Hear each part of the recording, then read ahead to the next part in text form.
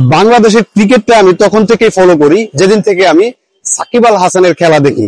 আর এই সাকিব আল হাসান আজকে নাকি বাংলাদেশ টিমের মতো একটা টিমে সে সুযোগ পাচ্ছে না, টিমে নেওয়া হচ্ছে না। এই সাকিব আল হাসান কিন্তু বিশ্বের দরবারে এবং বিশ্বের দামি দামি যে ক্রিকেট লিগ গুলো আছে সেখানে রাজ করে যাচ্ছে এখনো। Recently Shakib Al Hasan Caribbean premier লিগে যে পারফরমেন্সটা করেছে সব দেখার মতো। কারণ বাংলাদেশের যারা সাকিবকে হেড করে বা সাকিবকে পছন্দ করে না তাদের কিন্তু জবাব হিসেবে এই ইনিংসটাই দরকার ছিল। আর সাকিব আল হাসান এখন বর্তমানে যে যে লিগ গুলোতে খেলছে বাংলাদেশের সাকিব হ্যাটার্সদের চোখ কপালে ওঠার মতো। আর এই সাকিব আল হাসানকে নাকি বাংলাদেশের টিমে নেওয়া হচ্ছে না।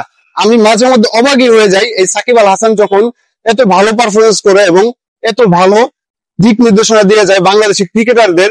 আমি অনেক সময় দেখি বিভিন্ন ফ্র্যাঞ্চাইজি লিগেতে সাকিব আল হাসানের সাথে যখন বাংলাদেশি ক্রিকেটারদের দেখা হয় তখন কিন্তু সাকিব আল হাসান তাদেরকে অ্যাডভাইস করে যায়। সাকিব আল হাসানের কথাগুলো মনোযোগ দিয়ে শুনে এবং বিশ্বের বড় বড় ক্রিকেটাররাও সাকিব আল হাসানের কথা কাঁধে হাত রেখে তারা কিন্তু মনোযোগ দিয়ে শ্রোতাদের মতো শুনে।